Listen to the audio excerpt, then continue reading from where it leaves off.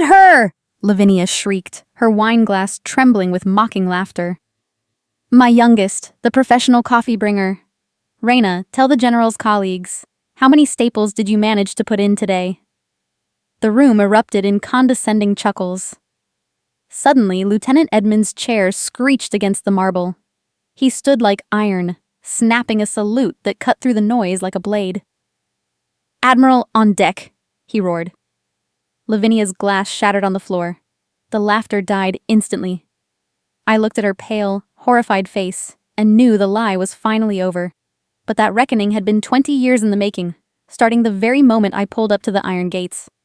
As the engine cut out and I opened the door, the salty, iron-tinged air of Chesapeake Bay lashed against my skin, a familiar greeting signaling my home. But standing at the edge of the long, winding road leading to the Jensen family estate, the scent was cold, almost sterile. The magnificent colonial-style mansion loomed before me, its white columns illuminated by bright yellow lights, promising a warmth that its interior never truly offered. Tonight I wasn't wearing my uniform. No silver stars on my shoulders, no colorful ribbons commemorating the battles I'd fought or the lives I'd held in my hands. I wore a charcoal gray silk dress, seemingly designed to blend into the shadows of the boxwood hedges. I adjusted the fabric at my waist, feeling the slight weight of the encrypted device hidden in a concealed pocket. True power doesn't need to scream to be heard. It whispers in the dark and moves mountains while the world sleeps. I had chosen this simple attire not out of a lack of pride, but out of a profound, perhaps final, respect for my father's 45-year milestone. Garrett deserved his night in the sun without the complication of his youngest daughter outranking every guest on his list. I wanted his legacy to remain the focal point, even if that legacy was built on a foundation I now knew to be tragically fragile. Entering the hall, the clinking of crystal glasses and forced laughter assaulted me. I saw Garrett near the grand staircase, still looking like a retired colonel in his elegant ceremonial uniform, though his shoulders seemed to slump under the weight of the societal expectations he had pursued his entire life. I quietly approached him, avoiding the gaze of the early arrivals. "Happy anniversary, Father," I whispered, handing him a small wooden box. Inside was a handcrafted brass compass I had found in a small shop near the Pentagon. An antique, but perfectly calibrated. He opened it, his eyes softening for a moment. "It's beautiful," he murmured. I squeezed his hand, my voice still firm. "Integrity is the only compass that never goes astray. I think you wanted a reminder."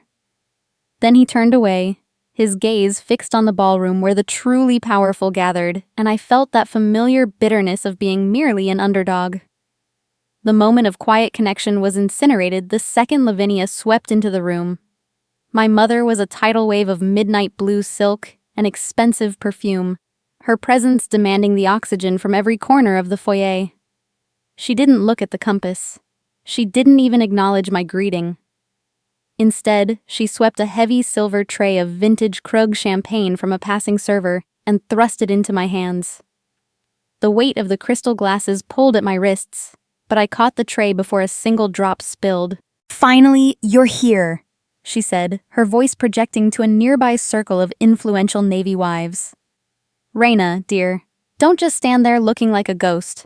At least make yourself useful since your siblings are actually busy entertaining our VIPs. I felt the eyes of the room shift toward me, pitying, condescending, or worse, indifferent. Lavinia leaned in closer, her smile as sharp as a shard of glass. "I told everyone you were taking a break from that little freelance consulting job in DC to help with the catering. It's a much better fit for your temperament." The mockery was a practiced art form for her. She used my gray dress as a visual punchline, a symbol of my supposed lack of ambition. She had no idea that beneath that silk beat the heart of a rear admiral, or that the paperwork she imagined I did involved the tactical movement of carrier strike groups. I didn't argue. I didn't shatter the glasses at her feet or demand the respect my rank afforded me. I simply balanced the tray with a grace that seemed to unsettle the women watching. A lion doesn't lose sleep over the opinion of sheep, and I had seen enough real sheep in the halls of power to recognize the breed. My compassion for her, for the hollow, desperate need she had to be the center of a world built on vanity, kept my tongue silent. I walked into the ballroom, the silver tray a shield of my own making. As I moved through the crowd, serving drinks to men who had once been my father's peers, I observed the room like a tactical display. I overheard fragments of conversations, classified snippets of naval movements in the Pacific, rumors of budget reallocations at the Pentagon. It was information I actually controlled, data I processed before it ever reached their ears. Their ignorance was their bliss, and my intelligence was a quiet, cold shield. Have you ever stood in a room where people talked down to you, completely unaware that you held the keys to the very world they were bragging about? It's a strange, lonely kind of power. I paused near the back of the hall when I saw an elderly veteran, a man whose suit was frayed at the cuffs and whose chest was heavy with medals from a war half forgotten by the socialites. He was being pointedly ignored by the younger staff. I stepped toward him, offering a glass and a genuine smile. "Thank you for your service, sir," I said softly. He looked up, his eyes cloudy but sharp. "Just doing my bit, miss. No one remembers the mechanics, do they?" I touched his arm lightly. "The rank on the shoulder is just thread, sir. The scars on the heart are what keep the ship afloat. I remember." For a second, the noise of the party faded, and there was only the truth between two people who knew the cost of the silence. The peace was shattered when Lavinia's voice cut through the air, amplified by the hush she'd demanded for a toast. She stood on the dais, her glass raised high, her face glowing with a triumphant, artificial light. "To my children," she began, her voice ringing with pride. "To Celine and Marcus, who are out there truly shaping the world and bringing honor to this family name." She paused, her gaze sweeping over the crowd and landing directly on me as I stood 3 feet away, still holding the silver tray like a common servant. She pointedly didn't say my name. She didn't acknowledge my presence. I was the blank space in her perfect portrait. I felt my father's gaze hit me, then drop to his shoes. The silence in the room became a physical weight, a public declaration of my worthlessness in their eyes. My hand remained perfectly steady on the tray, the crystal unmoving. But then, through the floor-to-ceiling windows, I saw the sweeping headlights of a black SUV pulling into the circular driveway. It was a government vehicle, the distinct plates glinting under the security lights. At that exact moment, the encrypted device against my thigh began to vibrate with a specific, rhythmic pulse. It wasn't a standard update. It was a Tier 1 red line alert. Crisis. My grip tightened on the silver tray, the cold metal biting into my palms. The world was calling for the woman this family refused to see, and the velvet curtain of Annapolis was about to be torn wide open. I stood frozen for a split second, the heavy silver tray of champagne still balanced in my hands, a useless prop in a theater of vanity while the real world screamed for my attention. I caught my breath, maneuvering through a gaggle of naval wives who were debating the merits of different caterers. I needed a private corner, a moment to access the encrypted red line. But as I veered toward the library, a blur of midnight blue silk cut me off. Lavinia stood there, her smile tight and predatory, her eyes reflecting the flickering candlelight of the foyer. Before I could sidestep her, her hand darted out with the precision of a hawk. She didn't go for the tray. She dipped her fingers into the concealed pocket of my dress. She snatched the device before I could even register the movement. "I've seen you checking this all evening, Reyna," she whispered, her voice dripping with a casual, polished malice. "This obsession with your little office job is unbecoming. You're at a Jensen event now. Try to remember your place." I felt the blood drain from my face, not out of fear, but from the sheer, staggering recklessness of her actions. That device was skiff-level hardware, a sensitive, compartmented information facility in the palm of my hand. "Mother, give that back. Right now," I said, my voice dropping to a low, lethal frequency. It wasn't a request, it was a warning. She didn't even blink. Instead, she clicked open her designer clutch and stuffed the phone inside, buried beneath lipstick and lace. "I'm saving you from your own mediocrity, dear. Go back to the kitchen and see if they need more ice. You can have your toy back when the real guests have gone home." I watched her walk away, her laughter mingling with the jazz in the ballroom. My first instinct was to bridge the distance in 3 steps and take it back by force. The UCMJ and the Espionage Act were on my side. But a physical altercation in the middle of Garrett's milestone gala would trigger a scandal that would compromise the very mission I was trying to protect. Power is most dangerous when it is unrecognized, and right now, my mother was wielding her ignorance like a blunt instrument. I closed my eyes, forcing my pulse to slow. I wouldn't beg. I wouldn't scream. I would calculate. I found Garrett near the back veranda, the indigo hue of the Chesapeake Bay casting a long, mournful shadow across his face. He was staring out at the water, a glass of scotch in his hand, looking like a man who had finally reached the summit only to find it cold and empty. I approached him, my footsteps silent on the hardwood. "Dad," I said softly. He didn't turn. "Mother just took my government-issued phone. I need you to get it back. It's an emergency. Not a family emergency, a national one."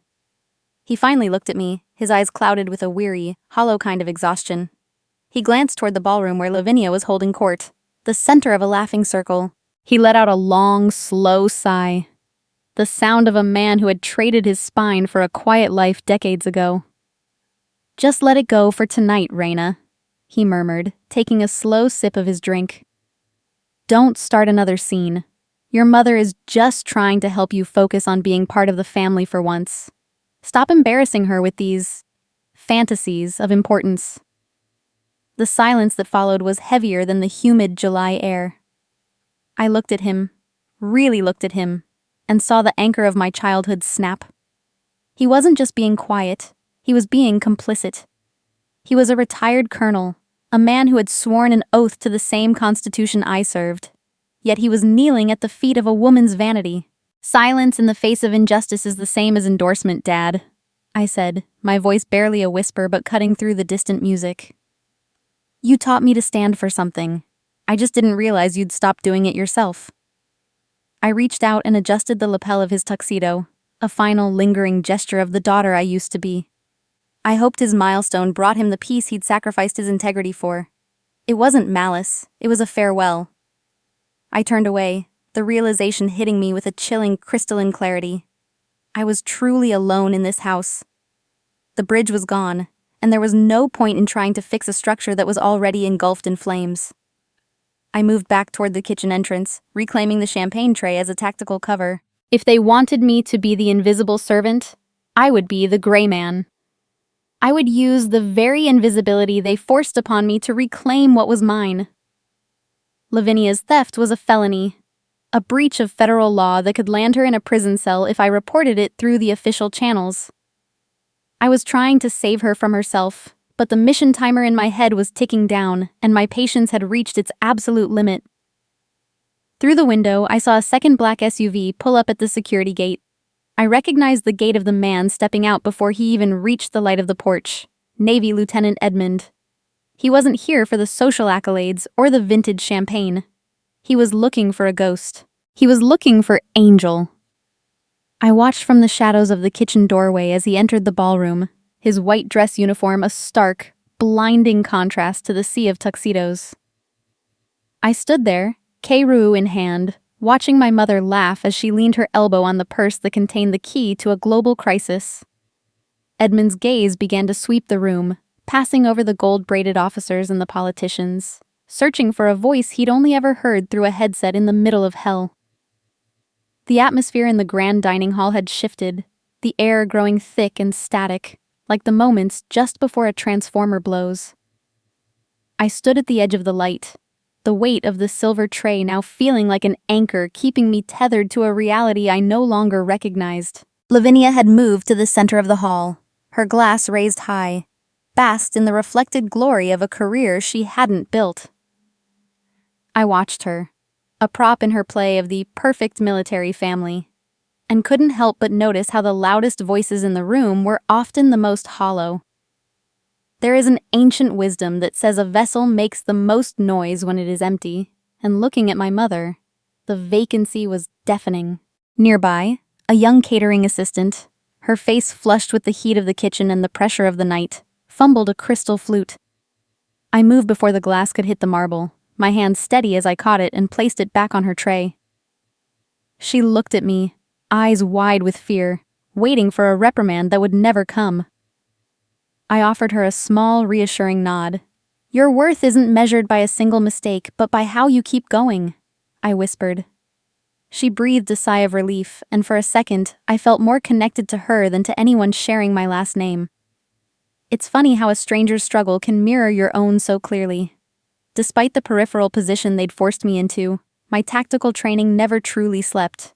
I monitored the room, noting the slight tensing of the security detail near the oak double doors. They had noticed what my parents hadn't.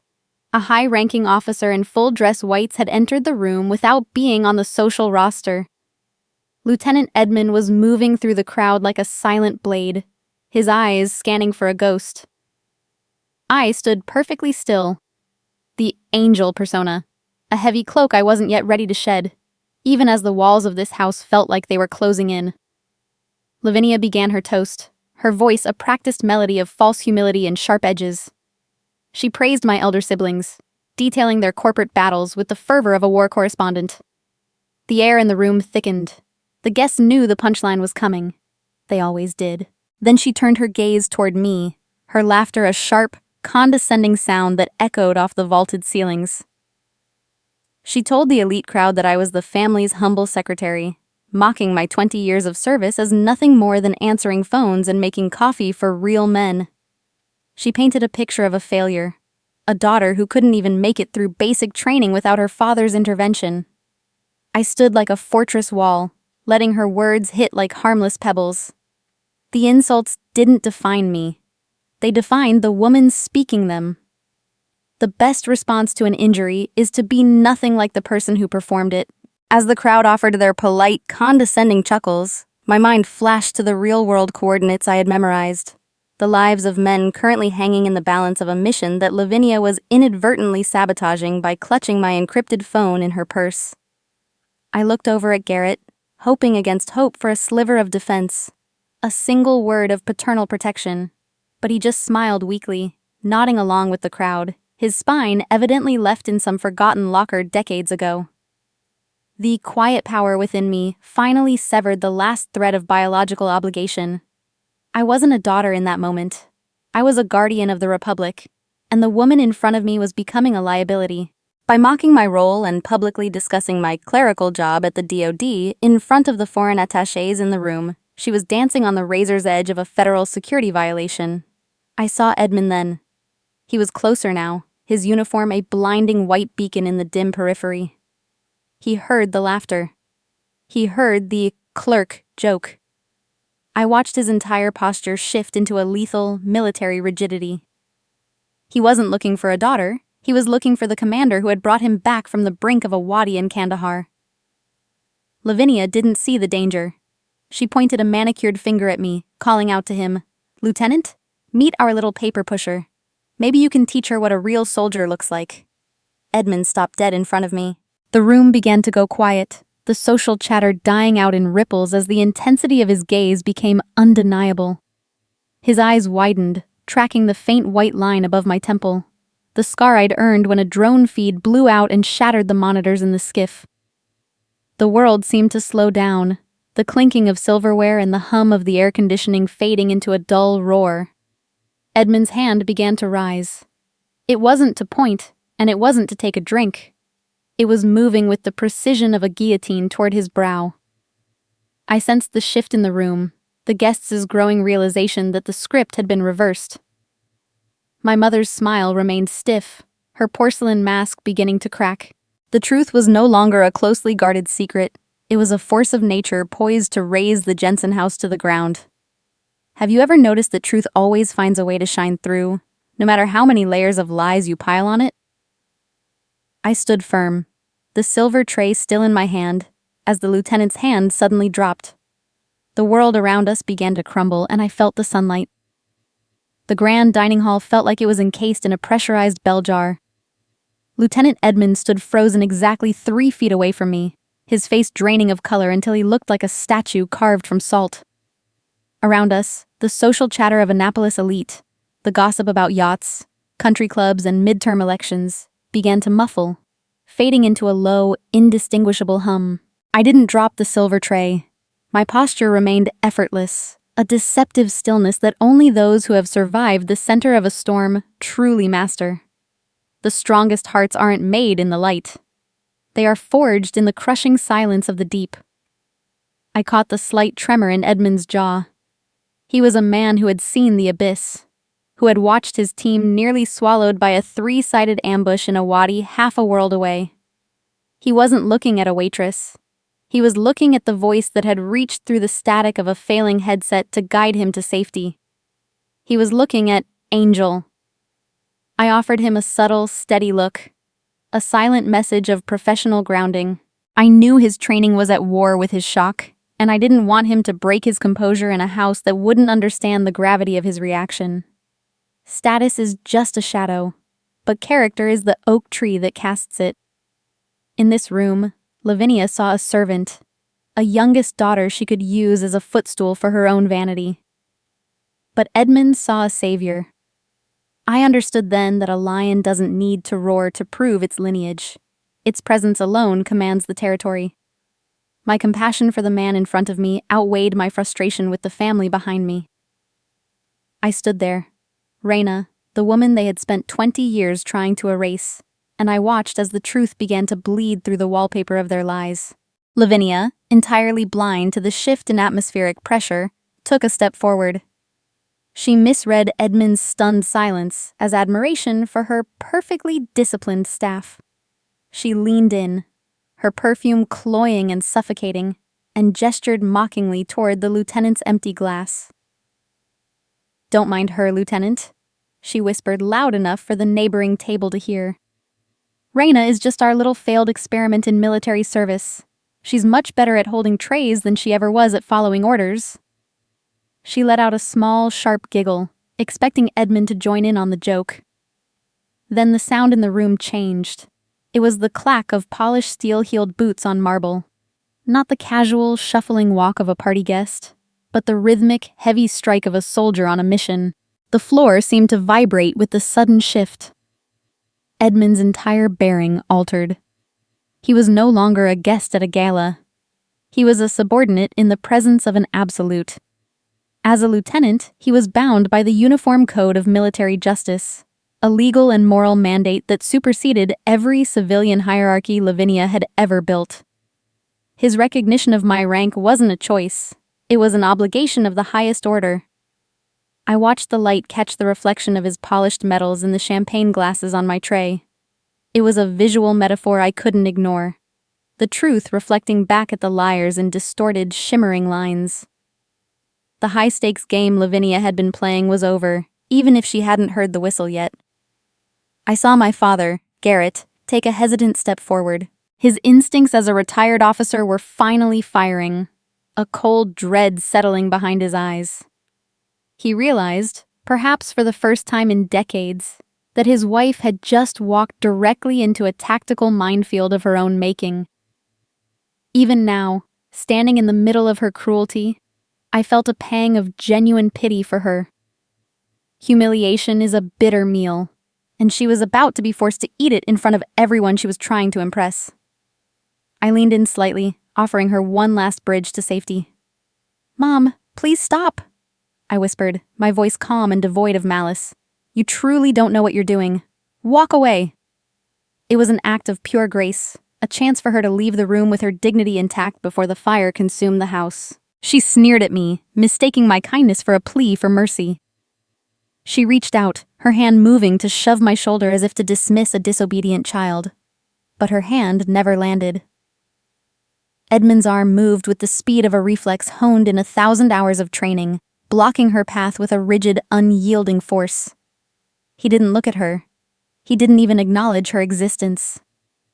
His voice, when it finally broke the suffocating silence, didn't sound like a guest at a party. It was the sharp, disciplined report of a man addressing the summit of his command.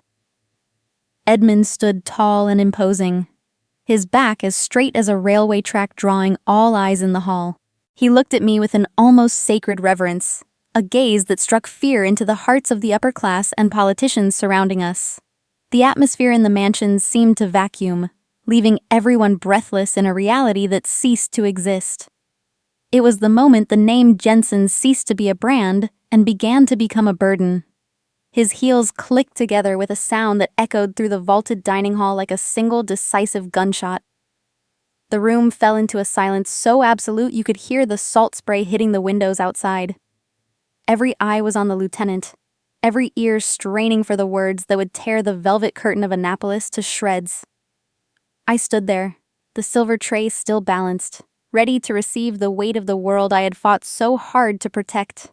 The social landmine was active, its fuse burning down to the last millimeter, and Lavinia was dancing right on top of it with a glass of champagne in her hand. She let out a sharp, tinkling laugh that felt like a needle scratching across a record, cutting through the heavy silence that had gripped the dining hall. She reached out, her fingers digging into my shoulder with a forced familiarity, trying to shove me toward Lieutenant Edmund. "Lieutenant, don't let this clerk intimidate you with her silent act," she joked, her voice projecting to every corner of the frozen room. "Reyna, tell the gentleman how you really spend your days, hiding in a cubicle, pushing paper while real soldiers like the lieutenant do the actual work." I didn't flinch. I didn't move an inch under her hand. I looked at her then, not with the anger she expected, but with a profound, bone-deep pity. It is the kind of sorrow you feel for someone who has willfully sewn their own eyes shut just to avoid seeing a sunrise that doesn't belong to them. The truth does not cost much to maintain, but a lie, especially one this large, costs everything you have. I remained silent, offering her one final humanitarian grace period to save her own dignity, but her cruelty was a runaway train. She was committing social and professional suicide in front of the very people she worshipped, and she was too blinded by her own narcissism to hear the hammer click. Behind her, Garrett stood like a man made of ash. He was paralyzed, his mouth working but no sound coming out. He was a retired officer who knew exactly what a lieutenant's uniform meant, and yet he watched his wife sprint into a minefield without saying a word to stop her. His silence was the final confirmation that our bond wasn't just broken. It was non-existent. Lavinia turned back to the crowd, her face glowing with a triumphant artificial light. She thought she was the director of this play. She had no idea she was the only one in the room who didn't know the script had been rewritten. Then, the air in the room didn't just chill, it shattered. The sharp metallic clack of Edmund's heels hitting the marble floor echoed like a gunshot. He snapped into a rigid textbook salute, his hand moving with a velocity that made the air whistle. His body was a straight line of iron, his eyes locked onto mine with a terrifying intensity. He ignored Lavinia as if she were a piece of furniture. He barked at a volume that made the crystal chandeliers tremble, a voice that carried the authority of the deep sea. "Admiral, on deck!" The silver tray in my hand was placed on the nearest table with a silent, terrifying precision. In that single second, the entire hierarchy of the Jensen house flipped upside down. I shifted my weight, my spine lengthening, and suddenly, I was no longer the disappointing youngest daughter or the invisible servant. I was the superior officer of every military person in that room. I returned the salute with a crispness that spoke of 20 years of unyielding, cold-forged discipline. My hand came down, and the silence that followed was so absolute it felt like a physical weight. "At ease, Lieutenant," I said, my voice low and steady, carrying the weight of an anchor dropping into the abyss. "Your team is home safe. That is all that matters." The wide-angle reality of the room was a study in shock. Guests literally recoiled, stepping back as if I had suddenly drawn a weapon. Lavinia's face became a mask of crumbling porcelain. Her eyes darted from my face to Edmund's, her brain refusing to process the data in front of her. Edmund didn't let the silence linger. He turned his head slightly, his gaze burning through the crowd. "You mock the woman they call Angel," he said, his voice shaking with a righteous professional fury. "You mock the Admiral who coordinated the extraction from the Wadi when our comms were dead and the air was full of lead. You mock the only reason I am standing here tonight to breathe your air." Lavinia let out a strangled, desperate sound, a high-pitched wheeze that tried to be a laugh. "This is a prank," she stammered, her voice thin and reedy. "Garrett, tell them. She's a fake. She hired an actor. Reyna, you'll be disinherited for this." I'll call the police. This is fraud. She was clawing at the air, trying to reclaim the power that had evaporated the moment Edmund's heels clicked. It was the typical reaction of a toxic matriarch losing her grip. Threats, legal bluster, and a refusal to accept a reality where she wasn't the son. I looked at her, then at the father who had traded his honor for a quiet life. I didn't win because I was right, Mother, I said, my voice cutting through her hysterics like a knife through silk. I won because I chose to be who I am, regardless of who you needed me to be. A person's character is like a fence. It's built one post at a time, through every choice and every sacrifice. Yours just rotted away because you forgot to put anything in the ground. I reached across the table, my movements fluid and undeniable, and plucked her designer clutch from her hand. I opened it and reclaimed my encrypted redline phone. As my thumb touched the biometric sensor, the screen glowed with a deep, pulsing blue, a Tier 1 operational alert. The room watched the light reflect off my face, the glow of a world they weren't invited to. I turned to Edmund, my focus shifting entirely to the mission. "Lieutenant, get the car," I commanded. "We have a briefing at SOCOM in 90 minutes. Move!" I turned toward the door, my heels striking the marble with the same rhythmic authority Edmund had shown. Behind me, I heard Garrett finally find his voice. "Reyna, wait. I didn't know. I'm so sorry." His voice was a pathetic, broken thing that had no place in the world I was re-entering. I didn't stop. I didn't look back. An apology without change is just a request for more time to lie. I had spent 20 years waiting for that sentence, and now that I heard it, it felt like static on a dead frequency. My father's hand reached out to stop me, his lips trembling, but I was already gone, walking toward the black SUVs that were waiting to take the Admiral back to her fleet. The cool night air of Annapolis usually carried the scent of salt and privilege, but tonight it felt thick with the heavy ozone of a looming disaster. I stepped into the foyer, my heels striking the marble with a deliberate, rhythmic precision that signaled the end of my role as the compliant youngest daughter. The domestic chaos of the Jensen mansion was now a distant frequency. I walked straight to where Lavinia was slumped, clutching her designer purse as if it were a life raft. I didn't hesitate. I reached down and reclaimed the encrypted redline phone from her open clutch. My thumb pressed against the biometric sensor, and the device pulsed with a deep, crystalline blue light. I looked at my mother, then at Garrett, who stood near the grand mahogany door looking like a man whose foundation had just turned to sand. I spoke with a chilling calmness, my voice carrying the weight of the federal statutes I lived by. Under the Espionage Act and the Uniform Code of Military Justice, unauthorized possession of a Tier 1 classified device is a federal offense, I stated. I wasn't shouting. I didn't need to. I was delivering a briefing, showing them that I was 3 tactical steps ahead of their emotional games. This isn't a family squabble anymore. This is national security. Garrett's lips moved, but no sound came out. He was a retired officer.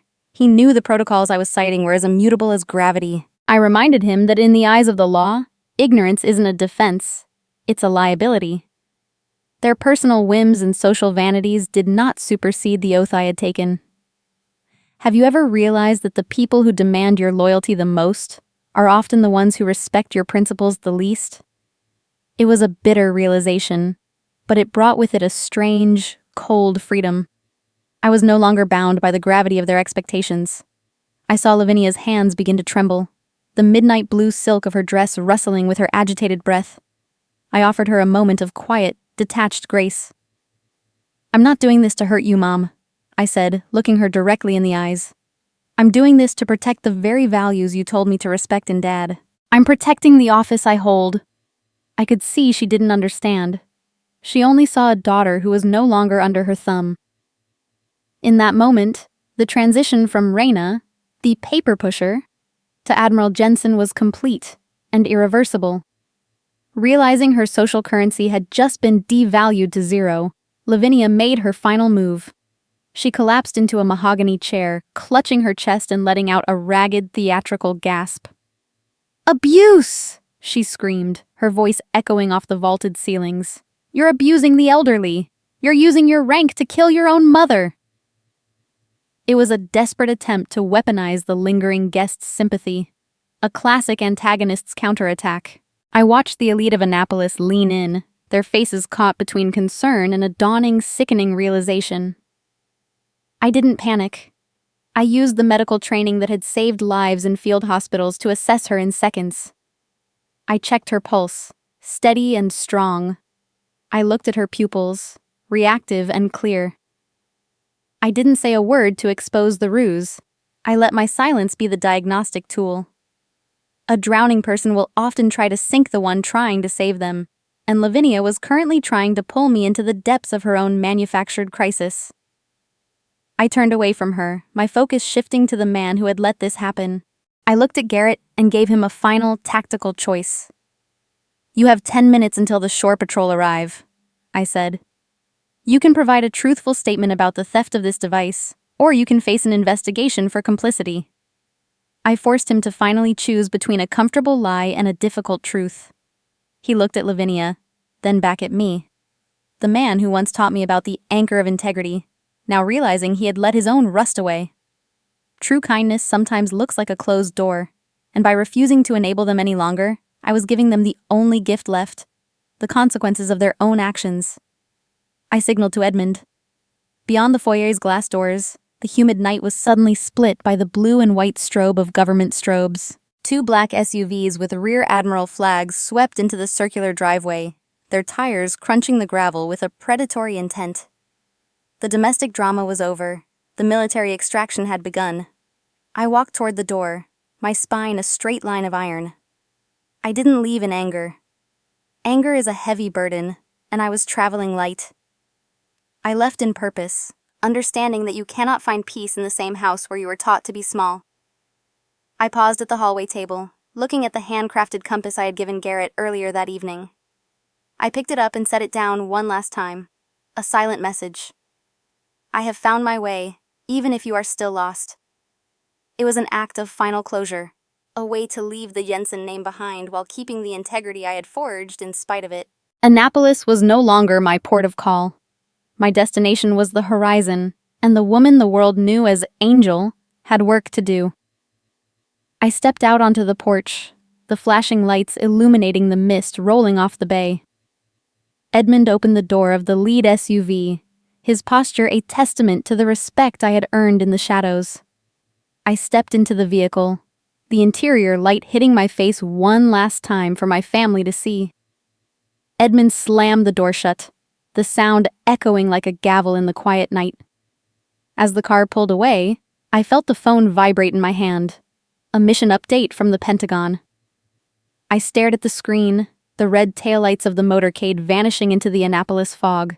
The Jensen mansion was receding in the rearview mirror, left in a silence that would never be filled again. The morning sun rose over the Atlantic, painting the Florida sky in strokes of gold and crimson that looked like a freshly healed wound. I stood at the floor-to-ceiling windows of my office at MacDill Air Force Base, watching the silhouette of a Reaper drone banking slowly over the airfield. The hum of the base awakening was a familiar, grounding vibration beneath my feet. It had been exactly 1 year since the velvet curtain of Annapolis was torn down, leaving the Jensen name to wither in the humid Maryland air. I adjusted the collar of my uniform, the silver stars of a rear admiral catching the first rays of light, feeling a profound, crystalline sense of serenity. A seat at the dinner table is meaningless if those seated there do not respect its solemnity. I spent nearly 2 decades begging for a seat at my father's table, playing the role of an invisible daughter while silently bearing the weight of the entire republic on my shoulders. That fateful night made me realize that I was not born to fit the superficial portrait they painted. I was born to build my own world, a world where honor is the currency and competence is the only meaningful language. The silence in that house was not a prison. It was a cocoon that allowed the Admiral to rise. I walked into the briefing room at SOCOM, the atmosphere instantly shifting from casual morning prep to lethal, focused efficiency. The room was filled with elite operators, men and women who looked at me with a reverence born of shared risk and mutual survival. Edmund stood at the back, his posture as rigid as the night he first saluted me in that dining hall. Beside him were the survivors of Odin III. They didn't see the paper pusher Lavinia had mocked. They saw Angel. They saw the woman who had guided them through the valley of the shadow of death when the world had forgotten they were even there. This was the family I had chosen, one forged in fire and tempered by the cold reality of duty. In this room, rank wasn't a birthright or a social ornament. It was a heavy mantle earned through blood and unyielding discipline. After the briefing, Edmund lingered for a moment, offering a quiet, professional update on his new command. "Thank you, ma'am," he said, his voice carrying a depth of respect that no biological tie could ever replicate. I nodded, a small, genuine smile touching my lips. "The mission is the priority, Lieutenant. Always." As I walked back to my office, I stopped to mentor a young female ensign who was struggling with the weight of a complex operational logistical chain. I saw the flash of doubt in her eyes, the same doubt that had haunted Reyna for years. I placed a hand on her shoulder, my voice steady and kind. "Never let someone else's inability to see your value become your own blindness," I told her. "My success wasn't a weapon I used to strike back at my family. It was a bridge I was building for the next generation of women who refused to be small." I reached my desk, and my aide placed a single civilian envelope on the mahogany surface. The stationery was cheap, the handwriting shaky and painfully familiar. I didn't rush to open it. A year of leading a hamdoy had taught me that patience is the calm before the victory. I watched the dust motes dancing in the sunlight for a moment before I finally broke the seal. It was a letter from Garrett, detailing the long, quiet winter of the Jensen estate. The fall of the house had been systematic and absolute, a slow-motion collapse triggered by the very vanity they once worshipped. Lavinia, once the undisputed queen of the Annapolis social scene, had been systematically ostracized. The Navy wives, women who understood the sanctity of the oath, had no room for a woman who had willfully violated the Espionage Act to settle a petty domestic score. The truth of her mockery of a flag officer had traveled through the community like a wildfire, leaving her isolated in the silence she had once tried to force upon me.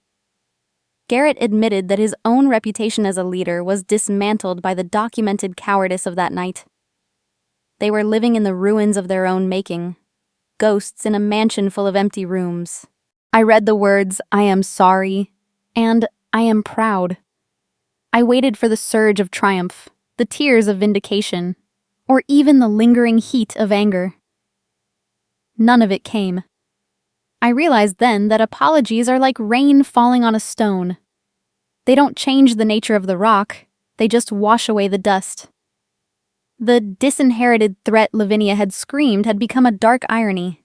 They were the ones who had lost their legacy, while mine was being written in the annals of SOCOM.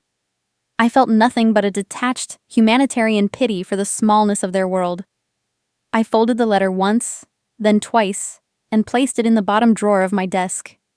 It sat on top of my original commission papers and the old handcrafted compass I had reclaimed from the hallway table that night. I didn't burn the letter because history is a teacher, not a prison.